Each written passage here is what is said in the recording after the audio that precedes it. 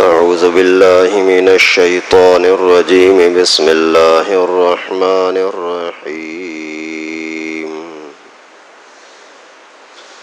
قالت الأعراب آمنا قل لم تؤمنوا ولكن قولوا أسلمنا ولما يدخل الإيمان في قلوبكم وَإِن تُطِيعُوا اللَّهَ وَرَسُولَهُ لَا يَلِتْكُم مِّنْ أَعْمَالِكُمْ شَيْئًا إِنَّ اللَّهَ غَفُورٌ رَّحِيمٌ إِنَّمَا الْمُؤْمِنُونَ الَّذِينَ آمَنُوا بِاللَّهِ وَرَسُولِهِ ثُمَّ لَمْ يَرْتَابُوا وَجَاهَدُوا بِأَمْوَالِهِمْ وَأَنفُسِهِمْ فِي سَبِيلِ اللَّهِ اولئک هم الصادقون صدق اللہ العلی العظیم۔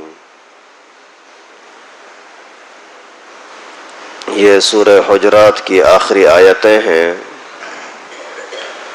پیغمبر کریم صلی اللہ علیہ وسلم کے پاس کچھ دیہاتی لوگ آ کر کے اور اپنا اسلام اور ایمان اور احسان جتلانے لگے کہ حضرت ہم آپ کے ساتھ ہیں، اور تو بہت سارے قبائل ایسے ہیں جنہوں نے پہلے آپ کے ساتھ لڑائی کی اور پھر جب انہوں نے شکست کھائی تو مجبور ہو کر کے وہ مسلمان ہوئے۔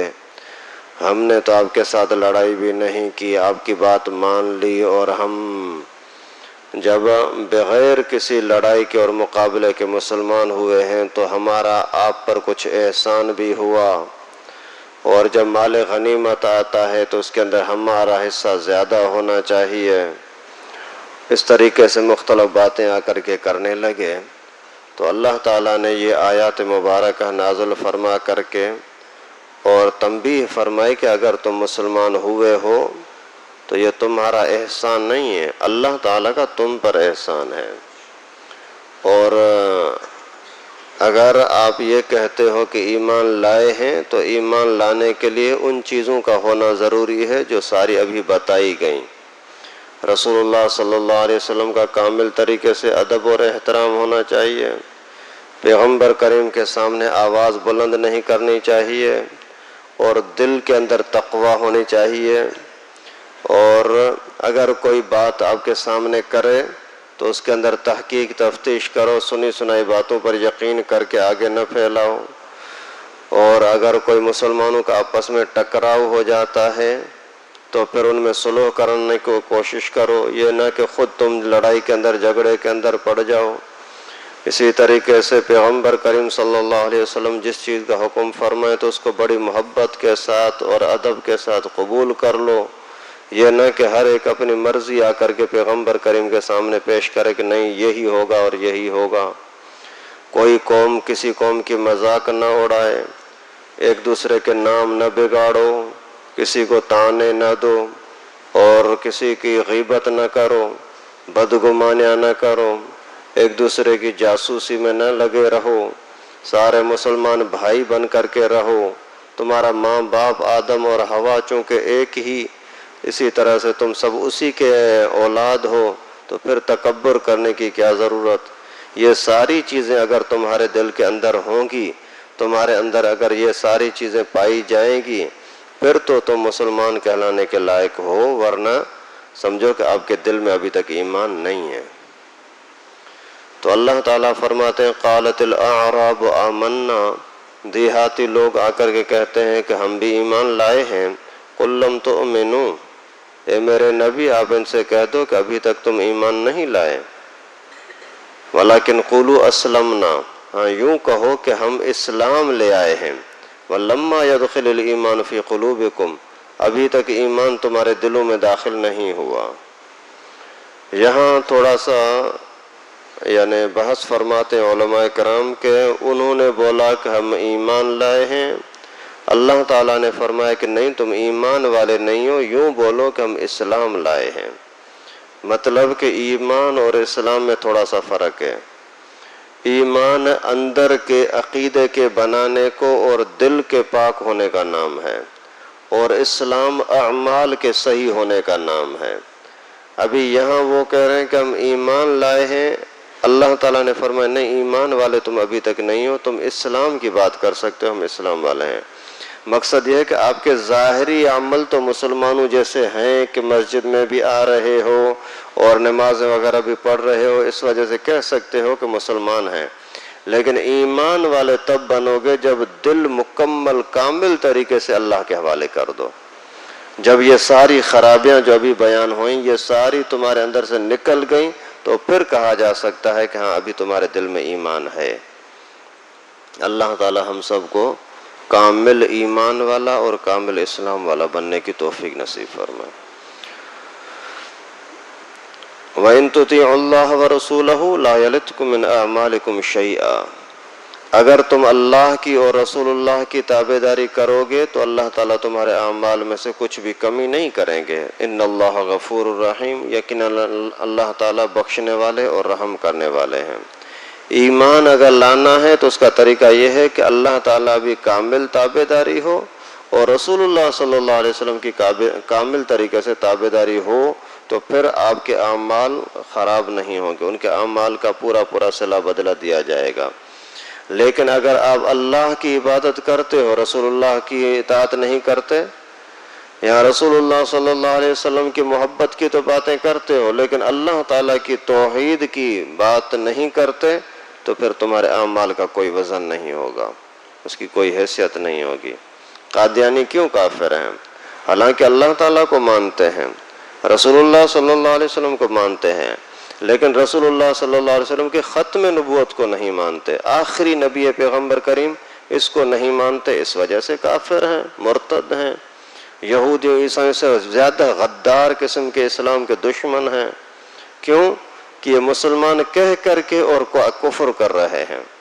ایک بندہ سیدھا سیدھا کتے کا گوشت بیچے، یہ بھی حرام خور اور ظالم آدمی ہے، لیکن ایک بندہ بیچتا ہے کتے کا گوشت اور بولتا ہے کہ میں بکرے کا گوشت بولتا ہوں، یہ اس سے بڑا بے غیرت ہے نا۔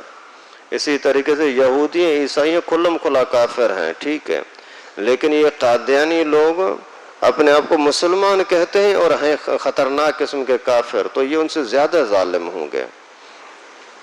تو اللہ تعالیٰ نے فرمایا کہ اگر آپ اللہ کی اور رسول اللہ کی تابعداری کرو گے تو تمہارے اعمال خراب نہیں ہوں گے، لیکن اگر ان میں سے کسی ایک کو بھی چھوڑ دیا تو آپ کے اعمال برباد ہو جائیں گے۔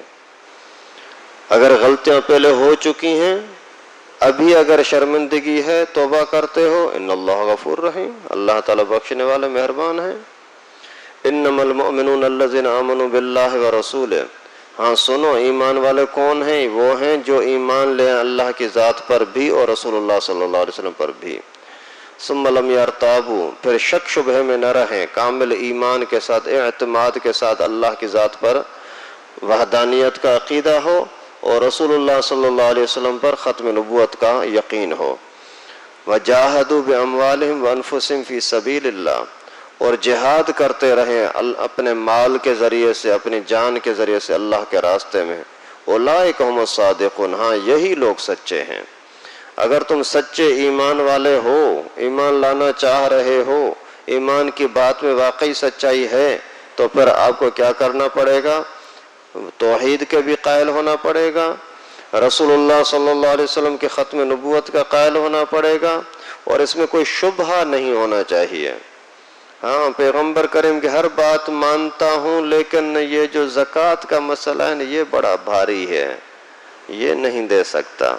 اور تو پیغمبر کریم کی ہر بات سر آنکھوں پر، لیکن یہ جو جہاد کی باتیں کرتے ہیں نا مولوی، یہ برداشت نہیں ہے، گولیوں میں تلواروں میں کون جائے گا؟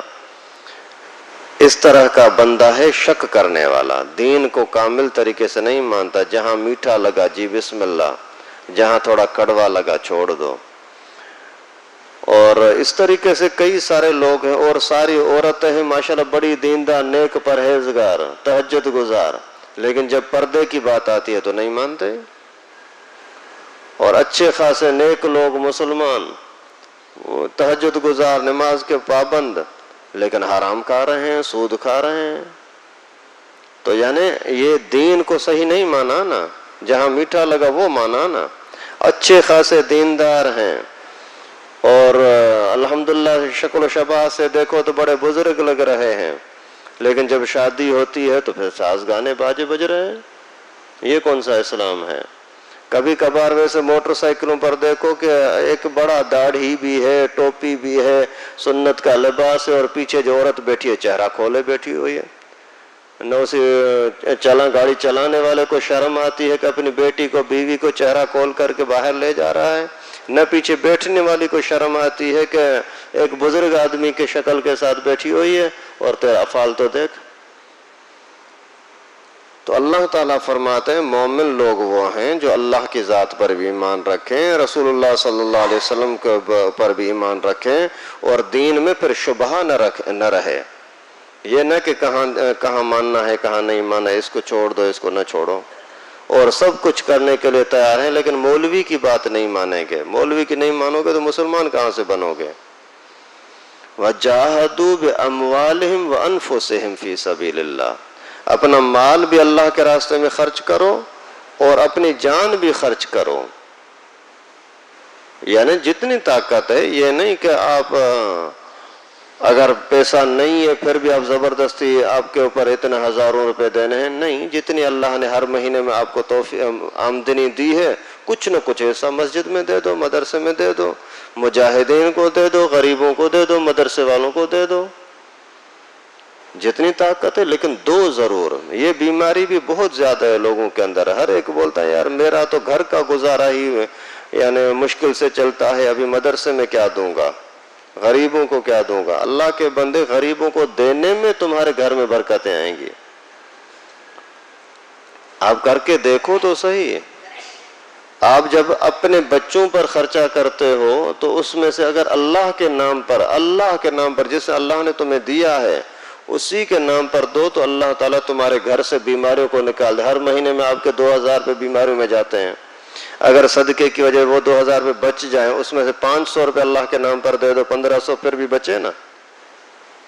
اسی طریقے سے اگر آپ کسی بھی غریب کو دے دو اللہ کے نام پر تو اس کا فائدہ ہوگا۔ اپنے کام کاج کے لیے، اپنی مزدوری کے لیے آپ اتنا پورے دن میں 8 10 15 20 گھنٹے تک بھی دے دیتے ہو، لیکن اگر اسی میں سے اللہ کے دین کے لیے، کسی کو دعوت دینے کے لیے، کوئی دینی کام کرنے کے لیے، کسی مسجد مدرسے کے کام کے لیے اگر 1 گھنٹہ دے دیا تو کون سا فرق پڑتا ہے؟ تو اللہ تعالیٰ فرماتے ہیں جان بھی خرچ کرو، مال بھی خرچ کرو، تو پھر تم سچے مسلمان بنو گے۔ قُلْ أَتُعَلِّمُونَ اللَّهَ بِدِينِكُمْ، اے میرے نبی آپ ان سے کہہ دو کہ کیا تم اللہ تعالیٰ کو اپنا دین بتا رہے ہو؟ آ کر کے کہہ رہے ہیں کہ ہم ایمان والے ہیں، تو کیا تم اللہ تعالیٰ کو اپنا دین بتا رہے ہو کہ ہم مسلمان بن گئے ہیں، ہمارے دلوں میں ایمان آ گیا ہے؟ وَاللَّهُ يَعْلَمُ مَا فِي السَّمَاوَاتِ وَمَا فِي الْأَرْضِ، اللہ تعالیٰ کو پتہ ہے کہ آسمانوں میں کیا ہے، زمین میں کیا ہے، آسمان والے ہر مخلوق کے اندر، فرشتوں کے اندر اور چیزوں کے اندر کیا ہے، زمین والوں کے اندر، زمین کے اندر کیا ہے، زمین کے اندر رہنے والے لوگوں کے دلوں میں کیا ہے، اللہ تعالیٰ جانتے ہیں۔ واللہ بکل شیء علیم، اللہ تعالیٰ ہر چیز کا علم رکھنے والے ہیں۔